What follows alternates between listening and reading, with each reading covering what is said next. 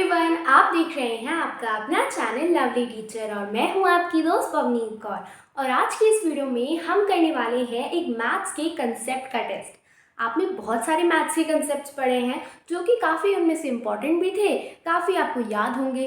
तो उसी में से आज हम कुछ क्वेश्चंस करेंगे। आपको हर क्वेश्चन को वीडियो पॉज करके ट्राई करना है, कमेंट में आंसर लिखना है, उसके बाद आपको आंसर देखना है। तो मैं आपको पूरा एक्सप्लेन करूंगी किस तरीके से हम आंसर करेंगे। तो चलो आज की इस वीडियो को बिना किसी देरी के शुरू करते हैं। तो क्वेश्चन नंबर 1 पे ध्यान डालें। तो क्वेश्चन नंबर 1 है, हमें इसे सॉल्व करना है। क्वेश्चन क्या है? 6 + 6 मल्टीप्लाइड बाई 6 डिवाइडेड बाई 6 + 6। अभी आप इसे खुद ट्राई करो, इसके बाद अब मैं आपको आंसर बताती हूँ। तो यहाँ पर देखो, हमारे पास है एडिशन, मल्टीप्लिकेशन, डिवीजन और फिर से एडिशन, और सारे नंबर सेम है। नंबर को तो देखो ही मत, ये देखो कि कौन कौन सा आ रहा है। एक एडिशन आ रहा है, एक मल्टीप्लिकेशन, एक डिवीजन।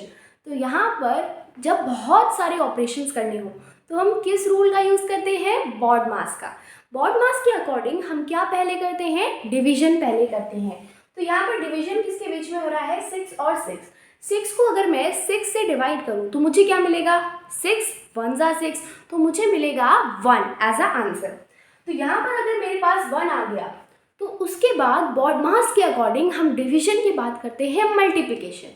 तो ये अगर 1 बन चुका है, अगर हमारे पास आ गया 6 + 6 मल्टीप्लाइड बाई 1 + 6, इसके बाद हम क्या करते हैं? मल्टीप्लिकेशन। तो 6 1 ज़ा 6, तो 6 + 6 + 6, 6 + 6 होता है 12 और 12 + 6 होता है 18। तो इसका मतलब इस क्वेश्चन का आंसर होगा 18। कई होगा इसका आंसर 12 भी आया होगा। अगर आपका क्या आंसर आया, सही आया या गलत, कमेंट्स में ज़रूर बताना। अब हम देखते हैं क्वेश्चन नंबर 2। ये पैटर्न बेस्ड क्वेश्चन है। ऐसे क्वेश्चंस हमेशा ओलंपियाड वगैरह में ज़रूर आते हैं।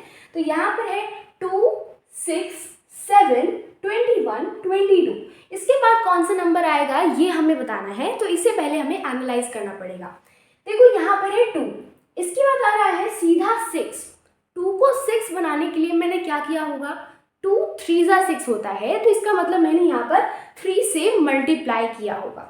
इसके बाद 6 के बाद आ रहा है 7, इसके लिए मैंने सिंपली +1 कर दिया होगा। इसके बाद 7 के बाद सीधा 21 आ रहा है। 7 3 ज़ा 21, इसका मतलब मैंने यहाँ भी 3 से मल्टीप्लाई किया। उसके बाद 21 क्या आ रहा है? 22, तो फिर मैंने +1 कर दिया। इसका मतलब पैटर्न क्या बना रहा है? पहले 3 से मल्टीप्लाई करो, फिर +1, फिर 3 से मल्टीप्लाई फिर +1।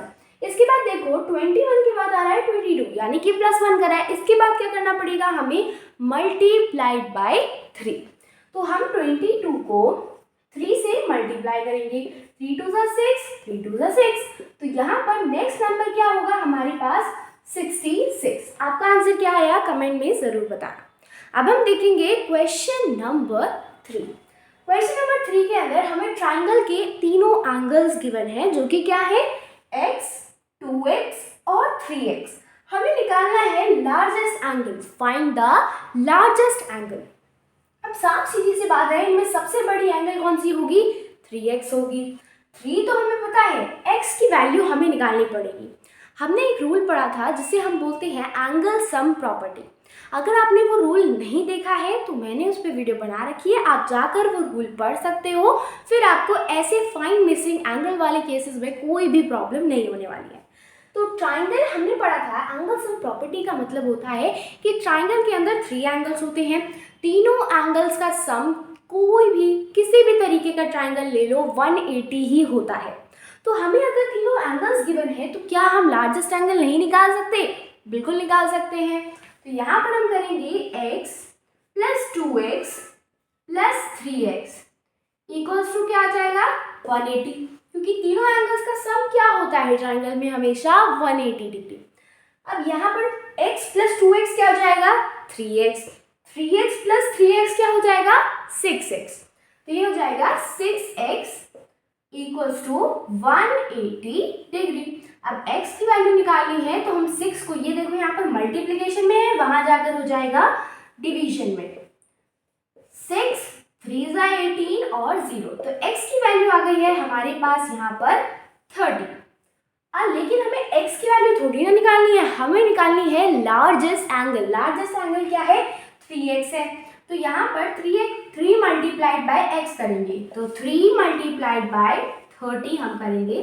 3 3 ज़ा होता है 9 और 0, तो हमारी लार्जेस्ट एंगल इस ट्राइंगल की जो है वो है 90 डिग्री, यानी कि ये कौन सा ट्राइंगल है? ये है राइट एंगल्ड ट्राइंगल। अब बढ़ते हैं क्वेश्चन नंबर 4 की तरफ। इसको ध्यान से देखो, विच इज बिगर। यहाँ पर फ्रैक्शंस का कंपैरिजन पूछ रहे हैं हमसे। हमने तो इतनी बार कंपैरिजन पढ़ रखा है, ये तो हमारे लिए बहुत ईजी है। अगर आपने नहीं पढ़ा है तो अभी जाओ और पढ़ो, आपको वो पूरा कंसेप्ट क्लियर हो जाएगा। फ्रैक्शंस तो मैंने बहुत बार पढ़ा रखे हैं। तो यहाँ पर है 11/12 और 13/15, इन दोनों में से कौन सा बड़ा है ये हमें बताना है।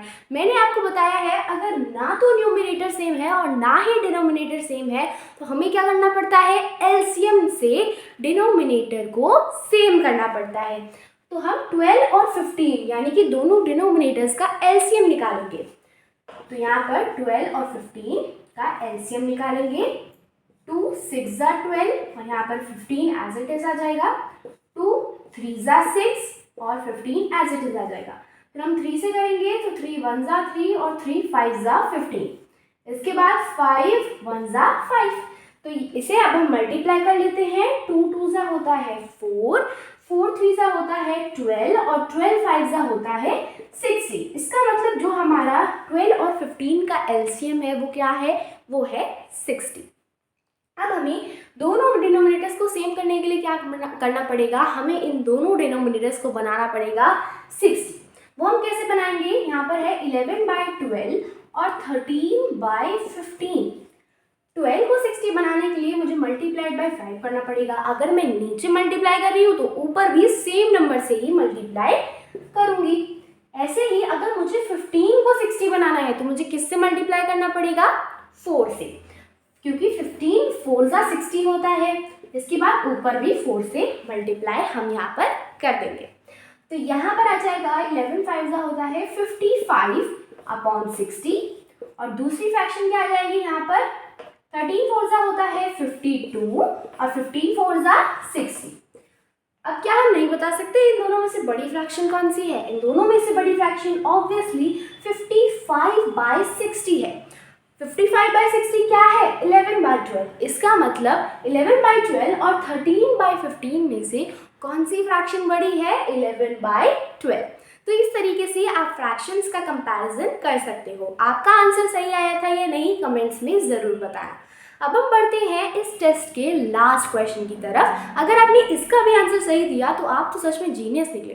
तो यहाँ पर है फाइंड x, हमें x की वैल्यू निकालनी है। यहाँ पर है 2x - 5 = 3x - 11। हमने पढ़ा था क्या करना होता है अगर हमें कोई भी इक्वेशन दी है और हमें वेरिएबल की वैल्यू निकालनी है। क्या करना पड़ता है? वेरिएबल को एक तरफ कर दो और कांस्टेंट को एक तरफ कर दो, आपका आंसर जल्द से जल्द निकल आएगा। तो यहाँ पर है 2x - 5, ये रहा एक वेरिएबल, ये रहा एक वेरिएबल। तो यहाँ पर मैं इसको यहाँ भेज दूंगी। तो ये क्या हो जाएगा? हमारे पास आ जाएगा 3x - 2x = ये हो जाएगा, यहाँ पर ये माइनस का है, वहाँ जाकर प्लस का हो जाएगा 11 - 5। 3x - 2x हो जाएगा x, या फिर हम 1x भी से ले सकते हैं, लेकिन क्या फ़ायदा, x ही लिख देते हैं। तो फिर 11 - 5 अगर हम करेंगे तो हमें मिलेगा 6। तो x की वैल्यू आ गई है हमारे पास यहाँ पर 6। आपका क्या आंसर आया कमेंट्स में ज़रूर बताना। तो ये टेस्ट अगर आपने पूरा सॉल्व कर लिया तो वेरी गुड, और अगर नहीं कर पाए तो कोई बात नहीं, हर कंसेप्ट आपको थोड़ी सी शार्पनिंग की ज़रूरत है। आप जाकर सारी वीडियोस देख सकते हो और अपने कंसेप्ट्स को स्ट्रॉन्ग कर सकते हो। तो अब इसी के साथ हमारी आज की वीडियो होती है समाप्त। तो अगर आपको ये वीडियो अच्छी लगी हो तो इस वीडियो को लाइक करना, चैनल पर नए तो चैनल को सब्सक्राइब करना और इस वीडियो को शेयर भी करना। ओके बाय बाय, मिलते हैं अगले एपिसोड में।